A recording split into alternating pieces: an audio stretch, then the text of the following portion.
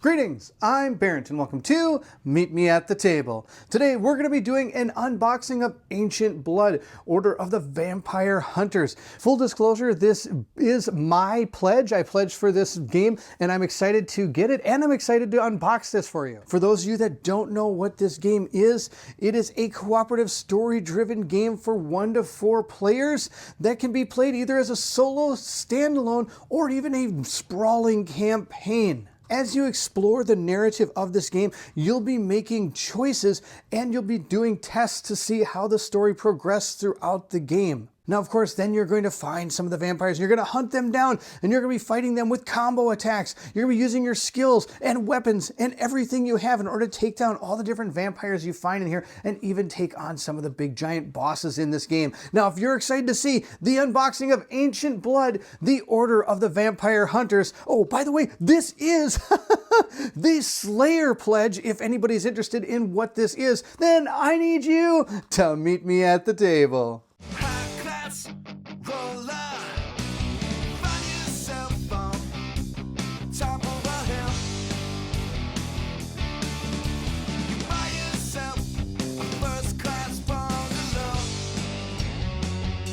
We're first going to take a look at the core game itself. We're going to open the box and see what we have inside. We do have something protecting our punchboards, which is pretty nice to have. We do have our punchboard set right here. We're going to have to go through.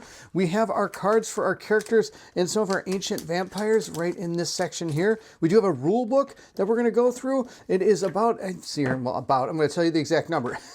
It's 39, 40 pages if you count the back page. There are 2 other books as well that I'm not going to spoil too much of the story. I want people to experience it on their own, but we are going to dive into those a little bit. The first thing we have is our 4 different hunter dashboards. We have Kurt, we have Giselle, we've got Ellie, and we have Otto. Now these are the different vampire hunters that you can play as in the game. What you're seeing on this particular card here is first we have all of our different stats located up in this corner. They are faith, intelligence right there. We have agility, persuasion, diplomacy, and then occult. During the game, if you're asked to make a test based on a certain skill, you're going to roll the amount of dice that are shown inside of this. Now, of course, you might have items or abilities or things that may give you bonuses to that if you move forward. This is going to denote the class icon, which potentially could influence what a character can gain as skills or what they could get as weapons or items and things of that nature. We also have, of course, our name and the image of it.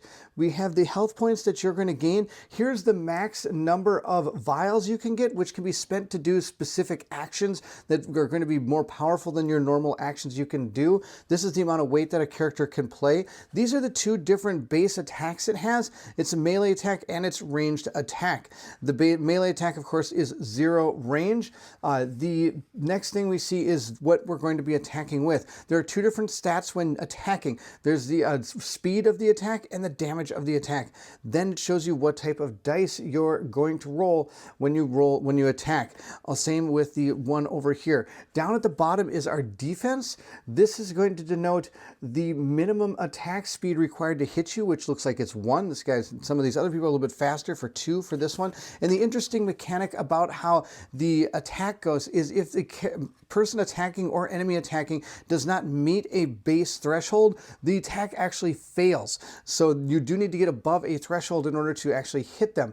Then, of course, we have defense bonus and the defense dice, and these would cancel out specific damage you can take. And as you can see, each character is uniquely different. This one looks a lot more quick, where this one looks a lot more where it's going to be able to probably get hit, but hopefully block more damage coming in. This one also is very quick, and its melee attacks are very good, but look how good the ranged attack on this character is, where this one looks pretty balanced. The next one we have is this guy. He also looks pretty tanky guy. I mean, look at what he looks like. I don't see how he could not be a tanky guy. Not to mention he has 10 health. This guy's got 11 health. These 2 guys are pretty tanky, I think. All right, we'll put those aside. And we'll move into our elder vampires. There are 3 of them. I don't want to spoil too much of the other 2, but this I believe is the one they show in the book, so I don't have any problem showing this one off. Put the other 2 aside. What you're seeing on this card is that uniquely to this game, the vampires have 2 different sides, a day side and a night side. The night side, of course, they're more deadly than they are during the day side more often than not. Similar to our characters, they have their own stat values over on the side, and we have 2 different an attack and we have a defense for them. Of course, the names right up here, and of course you have the picture. You also have rewards when you kill them. So if we do defeat this enemy, we're going to get 8 of those blood vials, which we can use to spend for different actions and things on our characters in the future. The rest of the card that you see is we have its initiative value, which is shown right here. We also have its rampage value. It also, and then the final one down here is its range that it has for its attack. So its range is 0, so it doesn't have to get up close to you. Then when we look at the attack, we have all the different attack bonuses and dice it's going to roll. So similar to the way our characters had, this has 3 speed and 1 attack, and then it gets to roll 2 dice to try to hit us. Now over here on the defense side, it has 1 agility, 2 defense, and it has the dice it's going to roll for that particular card. Then of course it has the minimum attack speed that you need in order to hit it. So if you don't get even a 2 or better, you're not even going to hit this thing. Similar to when you go to attack other characters. Now of course, like I said, the knight side is even worse. It's got even more damage and things are going to do to it. So we'll put those aside. I do want to mention this thing here, since I'm talking about the elder vampires. The elder are going to come with specific cards for their attacks, and sorry, not attacks, but their abilities and things of that nature. Maybe it'll give you different movements or give a bonus to their speed or things, anything. Okay, so we're going to put our cards down for them here. These punch out, and we're going to be putting tokens in these. As you damage the cards, you're going to raise the amount of damage you've done to the different cards. Once the card is defeated, you're going to flip it over. Every elder vampire has a certain amount of cards laid out here, and in order to defeat them, you have to defeat all the different cards that are out there. And as you defeat the cards, you're going to lessen the strength of that particular vampire and the bonuses that they get. Now, I mentioned the day and night cycle in this game, and here is the clock that you're going to use to represent that moving forward. You're going to be over on the day side. Not only are the vampires are weaker, but they're also potentially could be asleep inside of their den. And if that's the case, you can come in and try to destroy them in their sleep. Now, once it crosses over to this side, you're going to move over into the night phase, where then the vampires are going to wake up in their den, and of course, they're going to become a little bit more strong. Now, of course, moving between these two things, it's technically called the sunset phase, and then you perform the awakening, where then you also have the sunrise phase moving over into this area. Moving into our punch boards, we're going to see multiple things here. We see that we have the different doors. We also have ones that are boarded up, where if these are broken during the game, you can bring sunlight into a room, and vampires and sunlight do not go well together. This is not Twilight. They do not twinkle. They actually are destroyed, which is what should actually happen. We have attribute test tokens that are going to help us with our attributes. These are going to be objective markers. Here's a specific one for a specific scenario. These are certain creatures. We have our blood vials here that we're going to be collecting and using. These are the different wound tokens down here. We have unexplored room tokens, which are placed down, and then when you enter a room, you'll flip over a card and you'll see what is in that room. We have dead bodies. We have different barricades and debris. Now, these are, like I said, double-sided, so this one would show that it is broken open. The rest of them are exactly the same on both sides. The next one is very similar to our last one. There's not too many different things, except for we do have that clock token right here, but we have more different characters or enemies or creatures, I should say, against stat tokens, quest markers, or objective markers, blood, all this stuff, everything. Blood. There you go, blood everywhere.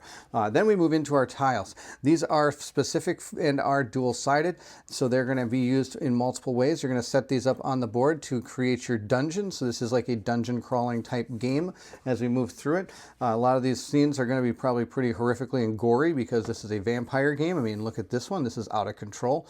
I mean, I don't even think I think there's more blood than there is floor on that one. That's something else. And let's continue on. We are outside. There's no blood there. But let's go inside. Oh, look, blood everywhere. Okay. Oh, look, it even has a staircase here that we can maybe go up and down. Okay, move to the next one. We're going to see another outside area, and then we have a room. Oh, look, not as much blood here. Nope, I take that back. There's blood everywhere. Okay. Now, the other thing I want to mention is they are going to be putting these different door tokens and things down, and you'll be able to see into different rooms, and these are the different areas you're moving into. They are denoted by these lines on the board, so it's not just like this is your tile. You are moving around on these tiles and being able to take out the vampires when you can. Here's another, looks like a mansion of some kind that has a bunch of bookcases. This looks pretty cool. I like the art on these. The art's really nice on these. The outside ones are just outside, but these inside ones, wow. Look at that. We're in like somebody's attic or something. Oh no, looks like a farmhouse. Because here's it looks like a barn. A whole bunch of dead cows. That's something else. Oh, dead cows. That's no good. All right, we have outside again, more tiles on there. Then we have something else. All right, well, now I apologize. I've not played the game, so I don't know what these different specific areas are. But as you play through the game and through the individual scenarios and campaign, you are going to be able to understand and explore all these different places. I'm sure they're all going to be used at some point. Like, for example, you might have to fight a boss on this tile here. Who knows? Or maybe the boss on this tile. I bet you're fighting the boss on this tile. Look, it sits right in the middle, all around the board. It probably takes you out. All right, those are all the different punch boards and tiles. Now we have our miniatures that this game comes with. This game is a miniatures game, so it does have miniatures that are part of it. Let's see which ones we have. Here's one of our heroes right here. It's this, I can't remember which one it is. I'd have to look at the cards again to remind myself which one it is. Here are the different custom dice, and depending on what your thing calls for, you're going to roll those. Some of these are more powerful than other ones. Like this one is more built on dodging, where this one's probably more built on defense. Nope, this one's built more on dodging. I don't know what exactly all the dice, how good some of these dice are, and which ones are used for defense, which ones are used for attacking, but I do know this one looks fantastically bad. I'm guessing your weapons can break from these. We also have just straight up D6-siders in here as well, so they're all going to be used during this game. They do have cubes. There's these 4 cubes. These are going to be the ones tracking the Elder Vampire's 4 card damage. These are going to be rings you can use to denote specific creatures on the board. Moving on from the miniatures, we're going to dig more into, I guess, some of the miniatures and, of course, all the cards. Moving to the bottom, we have more of our enemies here, and we have a set, all the cards we're going to use.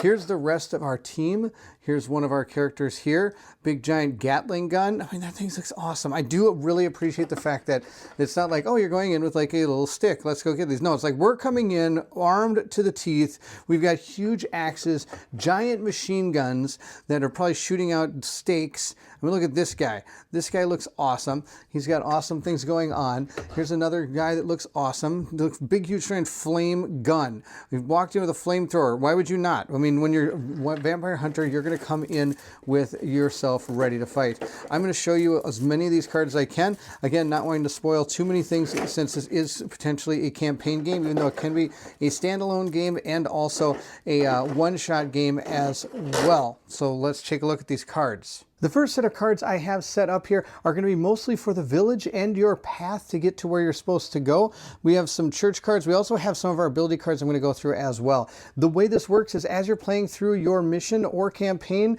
you're going to be stumbling upon different villages. What is in the village is based on what's written in the storybook. You could have like an inn, a blacksmith, and a black market, but not have a house or not have an emporium. You're never going to know. There are 40 of each of these cards, and I believe you're going to draw them randomly, of course, unless the scenario tells you otherwise. Once you do, you're going to flip it over and you're going to see what's on here. I'm going to show a couple of the cards here. This one apparently has some text that you're going to read. Then it does have read in 3. There is a book that has everything you're going to need to know about this particular thing, and you're going to go to that area. Also down here, it shows some things that are available. We could buy food for 20 bucks, and there is 2 of them available according to this particular card. So those are the inns. The houses are going to have events that happen inside of them, which again, you're going to go to a special book and read them. The blacksmith, this is super cool. I can hardly wait to show you how this works. In the blacksmith, not only are you able to gain items in here, but you can transform things as well. Here are some different items available to you.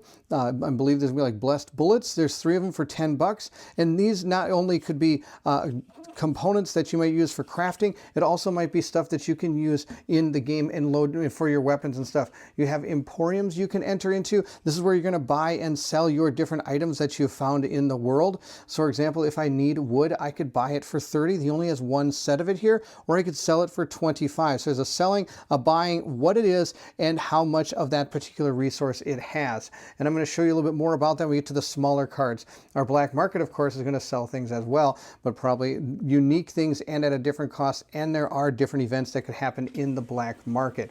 The path cards are unique. You're going to be going going through the story and exposing path cards. Now the path card I'm going to show you is the one that is in the book, so it is the one they use as demonstration. It's this one right here, where during this path you found this character named Nook, this enemy, and you're going to have to destroy this enemy. Then you're going to read path number 13, which is going to set up a mini map that you're going to fight. And if you're able to destroy this particular character Nook, then you would remove all the path cards that have to do with that particular character as you continue on through your campaign, which I think is kind of cool. So there might be 5 or 6 different ways to encounter that character. Once you've encountered them and destroy them, then you're going to remove all of those cards. Church, of course, is going to have things, again, you can buy or just gain along the way that could help you, and they can also help with your transfusions. These are the different abilities that you could have. This is the one they show in the book again, so not to spoil too much. This one tells you exactly how this works. Somebody's going to distract a person, so you're going to have a hunter with a ranged attack and having an active hunter next to it. So you can, these are called a combo cards, so we're going to be able to combo these. So 2 characters are working together. The cost is going to be the hunter that is playing or using this card is going to have to spend 2 of those vials that we saw on the tokens. Then if we do defeat it, both hunters get the reward for destroying the enemy. Normally the person who kills them gets the reward for it. There are some in here where it says that the hunters will split the reward of the enemy when it is destroyed. So again, there's about 40 of these different cards. There's a lot. There's only 6 of the church cards, but there's 60 different path cards in this game.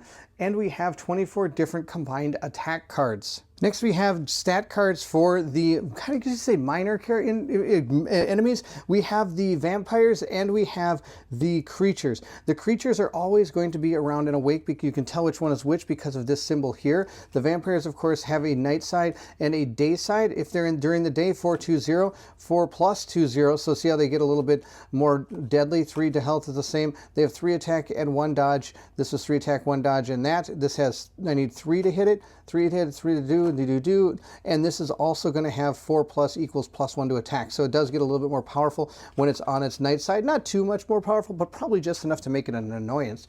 What you're seeing on these particular cards is this is what they call the rampage. Then we have initiative. We have the range and the critical hit icon. This is going to be its attack bonus and how it's using its dice. So it attacks for 1, but it's going to roll 3 dice. This, of course, we discussed earlier, is its defense threshold that it has to hit the minimum attack speed. Then we have the defense bonus here, so it has 1 dodge and 2 attack defense, and it rolls a red die. And there's, of course, any type of special abilities down here. There are lots of different types of enemies. Again, not trying to spoil too much of the game, but do know there are 2 types. These are the vampires, and these are the creatures. Next, we have all of our little cards here, the smaller cards. I'll go through each one of these decks. Starting with this is the easiest one. This is just ammo. You have stakes and you have silver bullets. Some of your items are going to need ammo, and you're just going to load it into your ammo. These are the different materials you can get. You can have metal, you can have garlic. There's also going to be food in here as well. These are going to be used in not only for your character, basically it's going to try to help you create things, which is the next cards here. This is going to be able to transform some of your items. You're going to get these parchments. These parchments are going to then have symbols on the bottom, and you have to find the things that go with those symbols and bring it back to a blacksmith and transform it. Once you do, you get this item. Look at this thing. You get this giant, awesome looking axe, and it shows the symbol up here of who can use it, how much weight it is, what it's going to do, and of course, if it breaks or not. And you do have to roll a break die if you need to. It has the range value. It tells you this is a noisy weapon, and it can also break through barricades. And you can use this then once you find the materials and are able to bring it back and transform it. Then, like, some of these are going to be using ammunition. This one does show it has ammunition down here. So once you get this built, you're going to have ammunition. Whenever you use one of the ammunition cards, you're going to discard it. Next, we have these. These are the different cards from the bosses that you're going to be fighting, those elder vampires. And again, it shows you the hit points that it has along the side and what it can do as it's playing through the game. So these are the 4 level 1s right here. I think they're level 1s. Yeah, level 1 cards, level 2, level 3, and level 4s. And you're going to place them down on those boards. And it's going to tell you which ones to take as you go through it.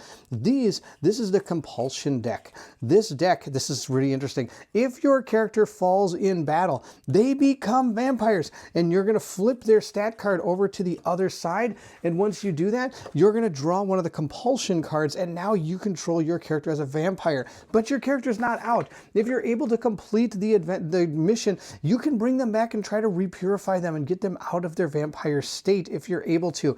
The next cards we have are the Terror deck. This deck is filled with different spawning locations for our enemies. It'll show you the type of thing that is going to be spawned, whether it be a vampire, a creature, or dead bodies.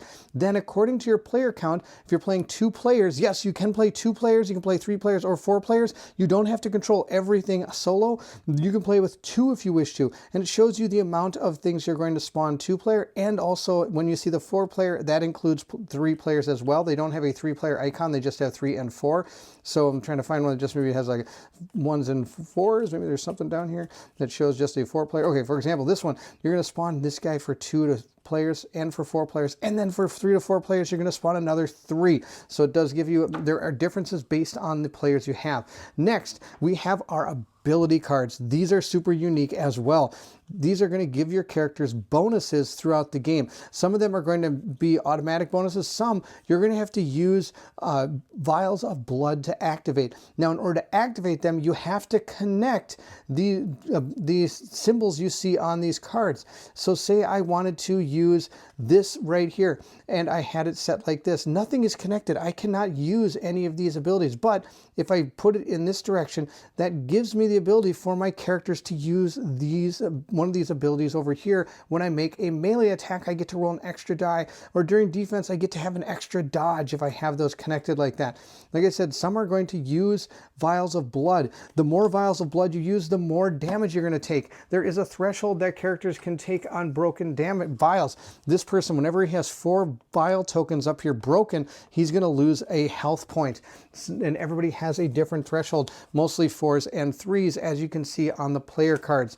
Those are the different small cards that we have down here that are going to be part of the game. One thing I do want to mention about the game is looking at the insert that is provided with the game. I don't believe we're going to be able to sleeve cards and put them back in. This is going to be, you're going to have to figure out a different way to store your game if you're wishing to sleeve cards. That's it for the core box. We're going to check out Spike and Fang next. This, I believe, is another campaign you can play through. The core game does come with 3 stories that you can play through. This one is another story, I believe. Yes, this one's called Military. Trire, great. I totally pronounced that one wrong. Let's see if there's any more in here. I think that's it. There's one. This is an extra campaign you can play. It does come with some new heroes, and it looks like it's going to have some new bad guys we can fight. Here are some of the heroes you can play as. I don't have any reason why you couldn't use these in the core game as well. Sir Eldridge. I'm not even going to try to pronounce any of these. Sebastian. I'm not even going to try to pronounce it. I'm pretty amazing. Magneta. She looks kind of cool with the hand crossbows. Those are kind of neat. We have Francisco. He's got axes everywhere. Oh, look at this guy. Boris has a bazooka. That's amazing. Here's another one. Oh, this looks like Ivy from the video game we used to play. And Armand. All right. So those are some of the heroes we can play as. And of course, like I said, on the backside, we have the vampire versions of these. There is a big bad guy that is part of this campaign. We're going to pull this out, and we're just going to look. I'm not going to go too in depth in this. There are some awesome looking miniatures in here that we can fight against. These all look like individual standalone enemies. Look at this. There aren't too many of these are going to be like I think this might be just a bunch of. Well, there are some extra ones in here that are similar, but I do like the fact that I have more content I can play with this game. There are some more cards that are going to, looks like, develop your town a little bit more. That probably might have a little bit more to do with our characters. There's going to be, of course, a bit more combo things in here. And then, of course, we have the storybook that goes along with it. That's really all that's in the Spike and Fang box. I'm excited that we get some extra characters we can play with, and again, a whole other story. So now we're up to 4 different stories that we can play with in this game. The final box we have is the Unholy Cloister. Now, I do want to mention that last one you saw, you do need the core games in order to play any of these, from what I understand. Again, we have 2 different books for this one. One is our House, Market, and Path book. The other one is going to be our campaign book. This box, it looks like, does come with 2 more campaigns. So now we're up to 6 campaigns you can play in this game. And again, some more tiles. Oh my gosh, that looks awesome. One thing I do want to mention that I didn't talk about in some of the other ones is these numbers down here. Those are the numbers corresponding with the terror cards you saw as to where to spawn certain enemies on the board. We have, looks like a basement, we have an outside, and then we have another. Everything always happens, it seems like, in basements in these games. So here we go. We got more stuff here, more places to play our game. There's a lot new places, and again, more people and more enemies that we can fight. We have 4 new heroes we can play. Now, these symbols here, I believe you're going to want to play. If you're going to play, you shouldn't play with the same types of symbols because they are going to have overlapping skills and things, but I could be wrong about that. But we have, this guy looks like, oh, these all look like the Holy Knights. I might play with these guys. These guys look awesome. Look at these guys. Oh, Victor. Victor, what's up? This guy looks awesome. Oh my gosh, they all look awesome. All right. So these are the new enemy or new heroes you could potentially play with. And again, I believe you can incorporate them in the core game, but I don't know for that for certain. We have a whole bunch of new cards that are going to be added potentially to our core game, or these might be just for the standalone scenario. I'll have to dig into it and find out. We have the boss decks. We have new things that we can craft. Again, they may be usable out in the core game, or we might have to use them in just this expansion. I'd have to look into it. I don't see why you couldn't add them to the core game. There's nothing I see immediately saying that these cannot just be mixed right into the core game. So but do take that with a grain of salt. I have not actually played through it, but it might say in the story as you're playing through it what to put out for you, and it might have certain ones that you're going to have. You also have a big bad guy in here, which is this guy. I like the fact that even the big giant enemies aren't super towering and huge, so it does have good table presence, but it's not like you're fighting this guy that's like 12 feet tall, which would still be awesome, but at least you're going to have the board has more of a reason to be there. All right, and I think that's about all that's in this one. So that is the last expansion for the game. So there is, I'm telling you right now, these characters look super cool. I might play these characters because I love the way they look. We'll have to paint those guys up and play with them. That'll be awesome. So there you go. That is the unboxing for Ancient Blood, the Vampire Order of the Vampire Hunters. We have now 1, 2, 3, 4, 5, 6 different campaigns that we can play in this game. And again, I'm not sure about being able to combine all this stuff into one. You might be able to. As you saw there, I don't think there's a way to sleeve this game and put this all in here just to let people know. Thank you so much for watching. I hope you enjoyed the unboxing of Ancient Blood, Order of the Vampire. If you did, don't forget to like, subscribe, and hit that bell symbol so you know when more content comes, including content for Ancient Blood, Order of the Vampires. Or who knows, maybe we'll do the Unholy Cloister. If you're interested in supporting the channel, the link to our Patreon is located in the description of this video. Those that have joined the Patreon are shown here on the screen. Thank you so much for your patronage. It means the world to me.